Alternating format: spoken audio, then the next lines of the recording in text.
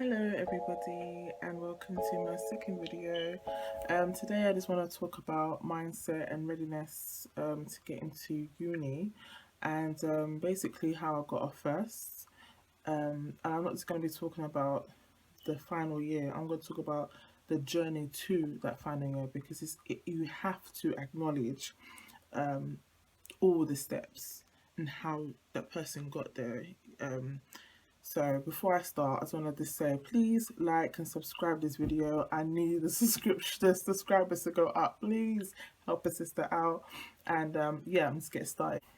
First things first, I'm a single parent of two.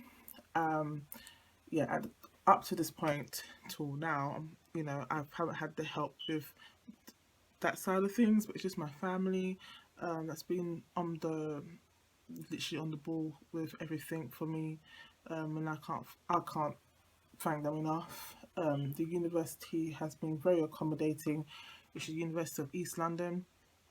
Um, and I have to say, it's these factors that's really helped me to do what I need to do and get where I need to be.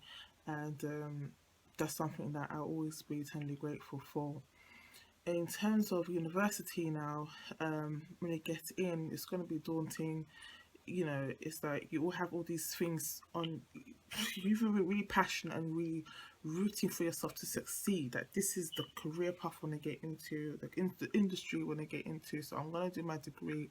You got a lot of pressure, and as a parent, naturally you feel that you want to do this for your children, you want to get a better life for yourself and your children, for whatever situation.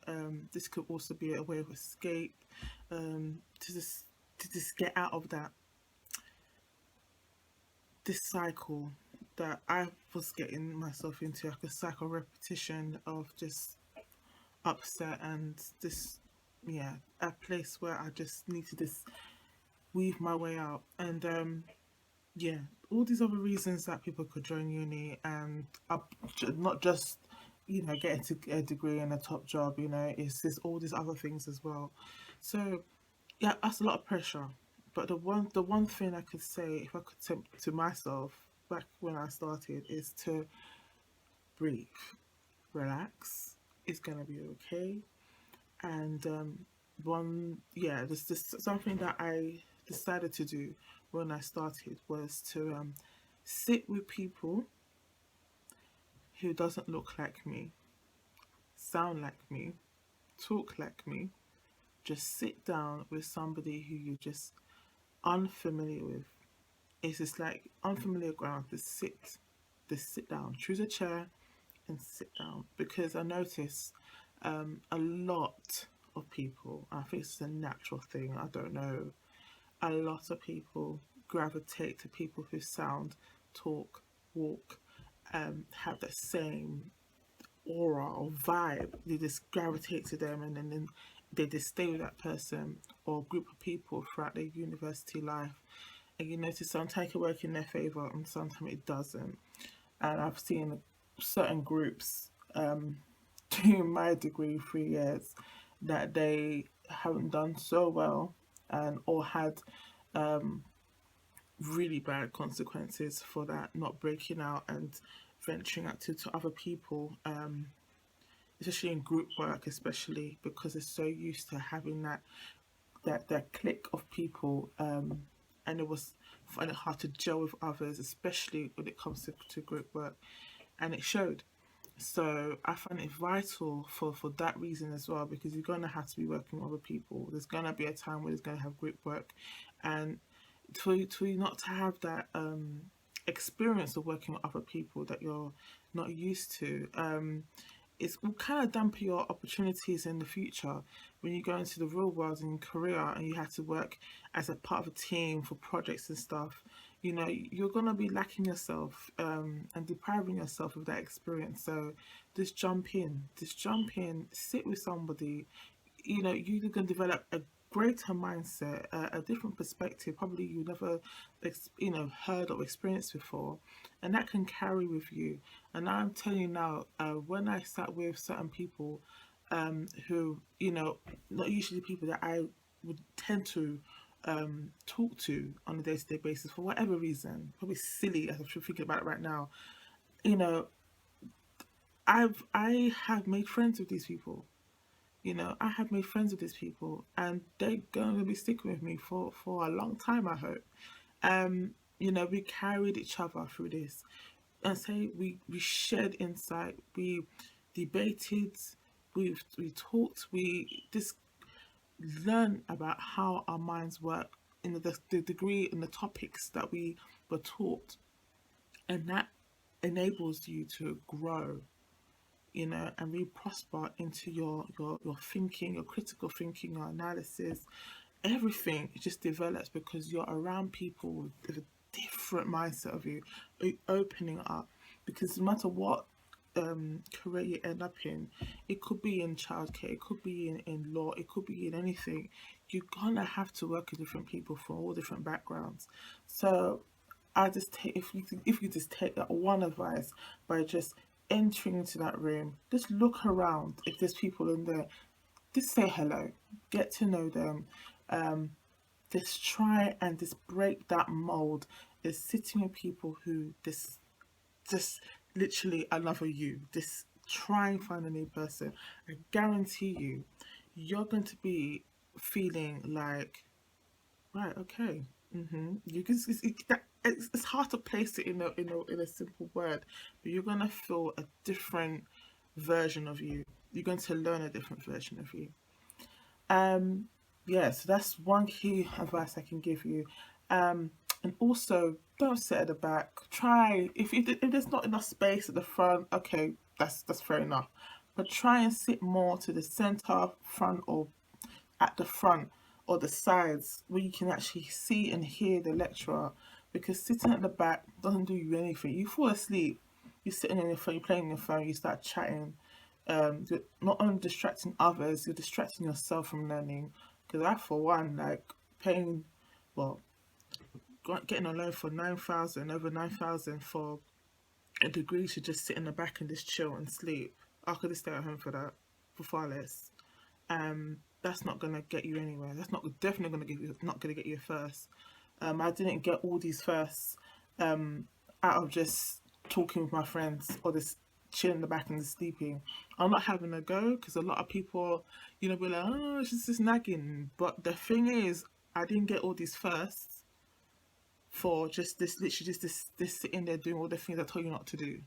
So me, I'm just passing the wisdom to you because that lecturer who's sitting or standing in front of you is not just getting paid to do it. That person has a commitment and passion to do it. And they're going through the same journey that you are embarking on. So why not take that? Like with COVID, I was at home and we couldn't sit in the lecture room with the lecture. It was all on Teams. And you got some people just talking on the mic and getting all this kind of technical stuff wrong and etc. Distortion and echoing, but you can't hear. Though there are distant learners who are used to that, but for someone like me, who's an on-campus student who had to move on to online on Teams and stuff, you tend to realize you just take things for granted. So having that human to human touch. So when I say when you go back to lectures and so the rooms, the university's open, you're allowed to sit there in that room. Take every minute that you have sitting in front of your lecture as the most valuable time you can get in your education because there's nothing like sitting in the room. There's nothing like sitting in the room and being able to put your hand up and ask a question, as opposed to putting a virtual hand up and waiting for a whole list of people to go through and or your computer shutting off on you or the power goes down. You won't get that. So instead of this going to a lecture and sit in the back of the class and start chatting and doing whatever, just remember how lucky you are that you actually be able to sit in there and get an education, full stop. Full stop. I mean, this is your university is, your degree is a passport for a lot of opportunities. I was a student representative for 2 years, and a lot of people who are upset and angry about this is not happening, were the main people who were just chatting in the class. And I just turned around and I said, well, you know, if you had sorted yourself out, did the things that you needed to do, though, okay, some lecturers are at fault a lot of things because they're human. But if you go into the room and you start chatting and you're getting yourself confused and you miss out vital information, you come to me and say, well, this wasn't taught, I didn't get enough support on this, I didn't get enough support on that, but you're in the room, you're chatting, then I can't help you on that. That's what I'm saying. You need to learn how to help yourself and really have that mindset that you're in uni to learn and to progress yourself. That's the key thing. Have that mindset that you're there. It's not a youth club. It's not a place where you just, just catch up with your friends, or you had like a mad weekend where they sit there in the whole an hour or 2 hours just chatting about how good your weekend was. That's Facebook for that. That's WhatsApp for that. You really need to just get into the mind to say to yourself you're going to do well, because uni is too expensive. Uni is far too expensive to just literally just breeze through and do nothing and just fail year after year after year because, well, I'm hearing it.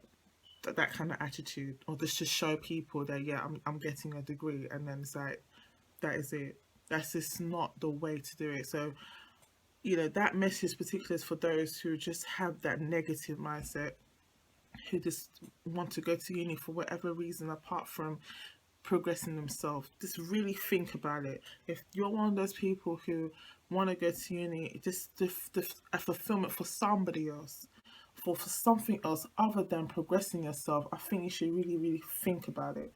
Think about it, because that debt that you have to pay back is too high.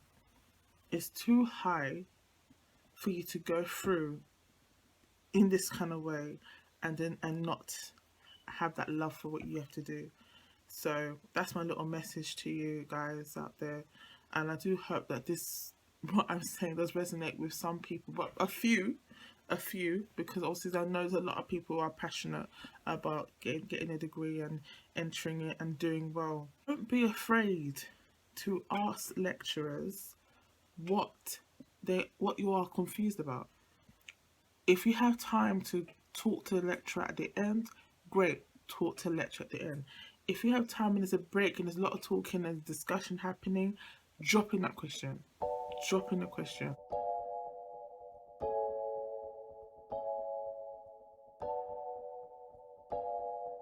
Attend the workshops. There are workshops available, like UEL, especially my degree in early childhood studies. There are plenty of workshops, plenty. A lot of people some people have signed up for attending the workshops though and don't turn up. Don't be one of those people. If you are going to sign up for the workshops, attend. The lectures sometimes can sit there the whole day, but like, well, you're the only person who showed up. I've had that multiple times going to a workshop, and I'm being the only one that turns up. The only one. And the lecturer just showed me the whole list of people. And then all of a sudden, when it comes to assessment time, the same people are just running down the corridor, trying to find a lecturer or trying to book in a one-to-one appointment because they didn't go to the workshops. They're not asking extra money or donation to put towards the workshops. They just said anytime you can pick the slot, select it, commit to that time, attend to the workshop, and you get all the answers that you need. Simple.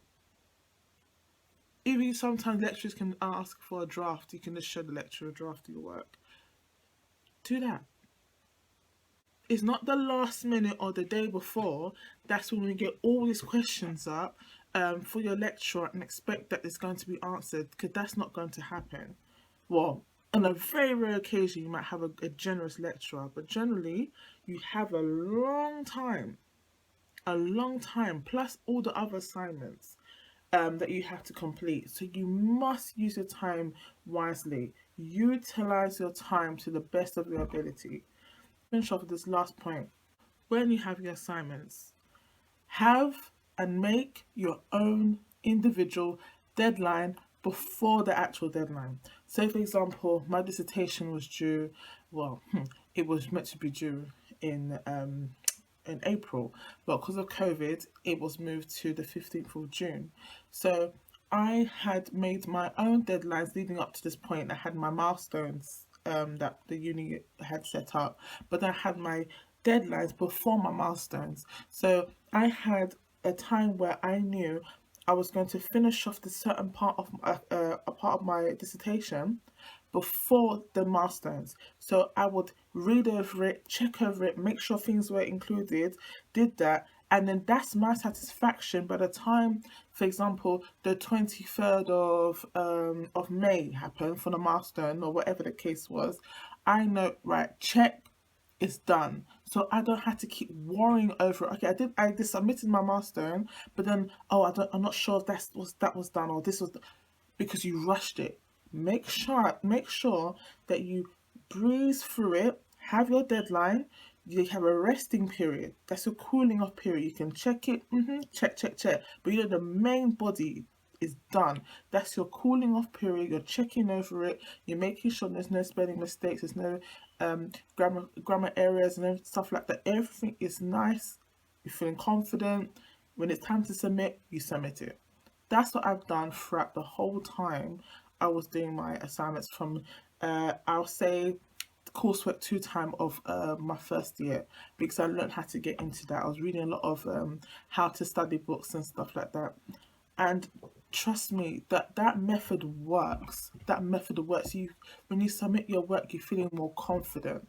You make a checklist. You do your milestones and everything before the actual deadline. So there's no risk of you not submitting in time because you've already done it.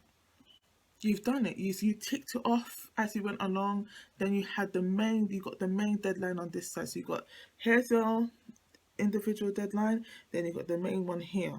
So as you finish off your own individual deadline, you tick, or however long, how many modules you have.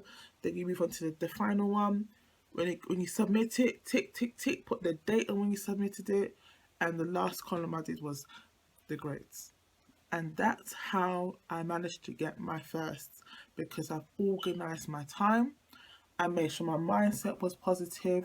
I made sure all the feedback that they gave me, I was literally just using that as a tool to progress and climb up that ladder in comprehension and the skills of my writing.